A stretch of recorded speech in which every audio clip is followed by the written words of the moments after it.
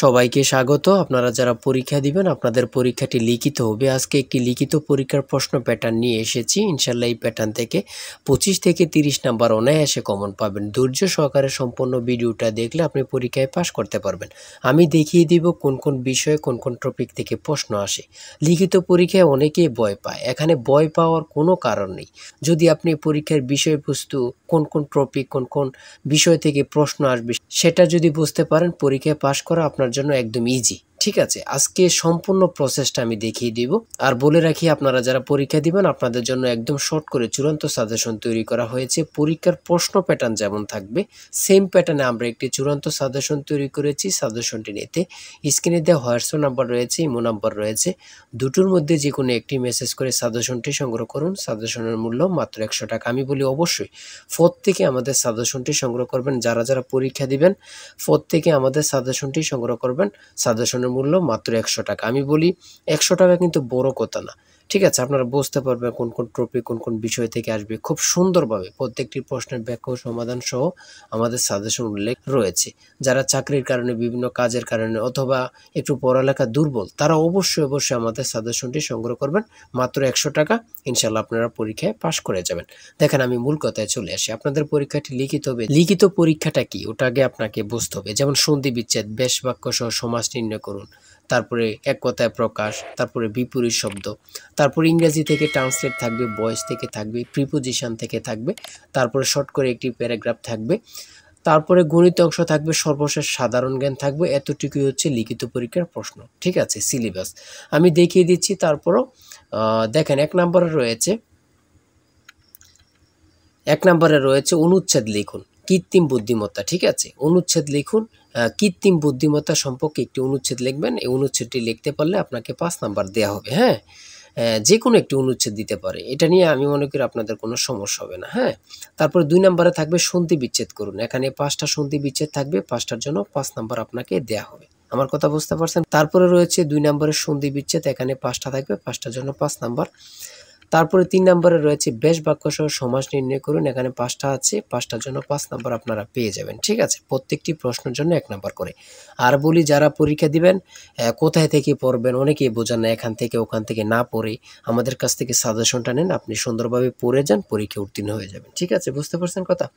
তারপরে 4 নম্বরে রয়েছে এক কথায় প্রকাশ করুন। এখানে 4টা দিয়েছে, 4টার জন্য 4 নাম্বার আপনাকে দেওয়া হবে। এখানে 5টা দিলে 5টার জন্য 5 নাম্বার আপনাকে দেওয়া হবে। ঠিক আছে, তারপরে রয়েছে অর্থ সহ বাক্য রচনা করুন। এখানে 5টা রয়েছে, 5টার জন্য 5 নাম্বার আপনাকে দেওয়া হবে।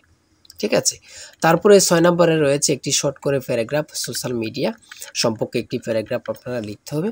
যদি আপনারা এই প্যারাগ্রাফটা লেখেন তাহলে 5 নাম্বার পেয়ে যাবেন। তারপরে 7 নম্বরে রয়েছে অনুবাদ, অর্থাৎ ট্রান্সলেট আপনারা করতে হবে। এবার লিখিত বলেন, এমসিকিউ বলেন, ট্রান্সলেট থাকবেই থাকবে। ঠিক আছে, এখানে 5টা ট্রান্সলেট থাকবে, 5টার জন্য 5 নাম্বার পেয়ে যাবেন। ওই দিক দিয়ে আছে একটা, এখান দিয়ে আছে 4টা, মোট 5টা ট্রান্সলেট থাকবে, প্রত্যেকটার জন্য 1 নাম্বার করে আপনাদেরকে দেওয়া হবে। তারপরে 8 নম্বরে রয়েছে fill in the gaps with appropriate word. ঠিক আছে, এখানে 5টা থাকবে, 5টার জন্য 5 নাম্বার আপনাদেরকে দেওয়া হবে। তাই বলি অবশ্যই আমাদের চ্যানেলটি সাবস্ক্রাইব ও পেজটি ফলো দিয়ে রাখবেন। কেন? পরীক্ষার নোটিশ, পরীক্ষার রেজাল্ট, পরীক্ষার প্রশ্ন সমাধান, যাবতীয় সকল তথ্য সবার আগে আমরা ভিডিও আপলোড দিয়ে রাখি। আপনি যদি চ্যানেলটি সাবস্ক্রাইব, পেজটি ফলো দিয়ে রাখেন, সবার আগে চলে যাবে আপনার কাছে নোটিফিকেশন।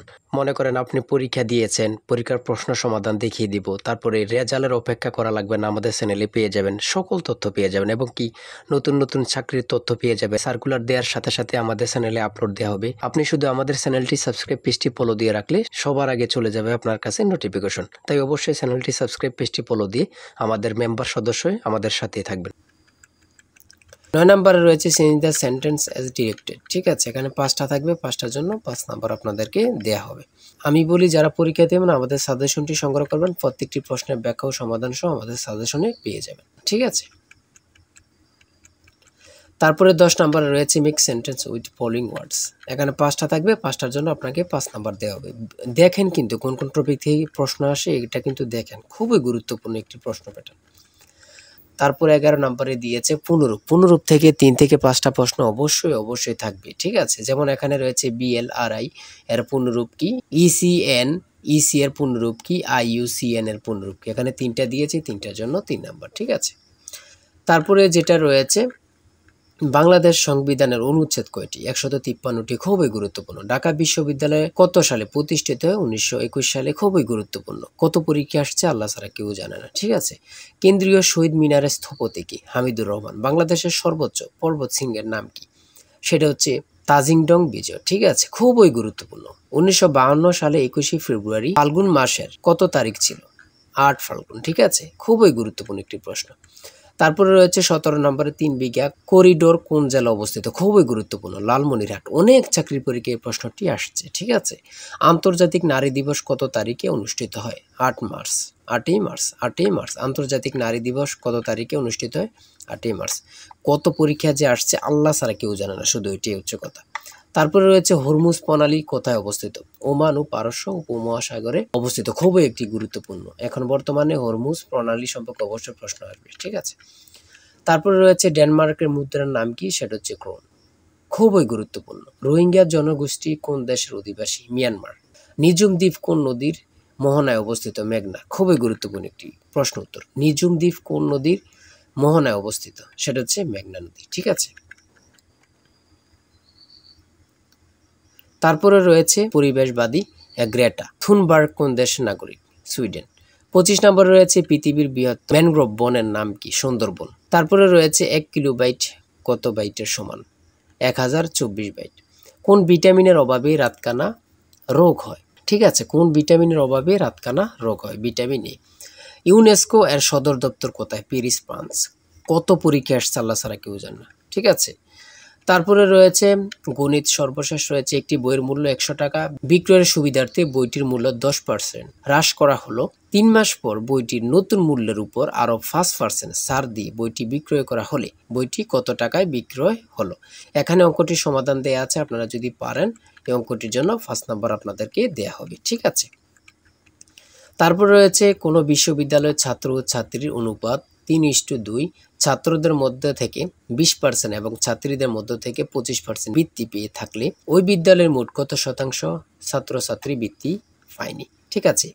এই অঙ্কটির সমাধান দেওয়া আছে, আপনারা যদি পারেন 5 নাম্বার পেয়ে যাবেন।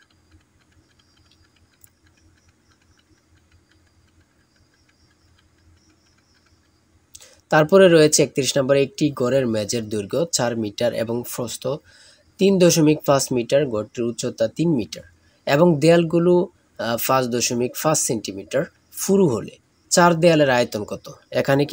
এখানে চিত্রটা দিয়ে বুঝিয়েছে এবং কি অঙ্কটা সমাধান দেওয়া আছে, আপনারা দেখে নিলে বুঝতে পারবেন। তারপরে একটি উৎপাদক থেকে একটি প্রশ্ন রয়েছে, এখানে সমাধান দেওয়া আছে, আপনারা দেখে নিলে বুঝতে পারবেন। এই অঙ্কের উত্তরটি পারলে আপনাদেরকে 5 নাম্বার দেওয়া হবে। আমার কথা বুঝতে পেরেছেন? তারপরে মান নির্ণয়ের এখানে অঙ্কগুলো রয়েছে। হ্যাঁ, এতটুকু আজকের প্রশ্ন উত্তর। আপনারা যারা পরীক্ষা দিবেন অবশ্যই এই নাম্বার হোয়াটসঅ্যাপ ইমো আছে, হোয়াটসঅ্যাপ অথবা ইমোতে এই নাম্বারে মেসেজ করে সাজেশনটি সংগ্রহ করেন।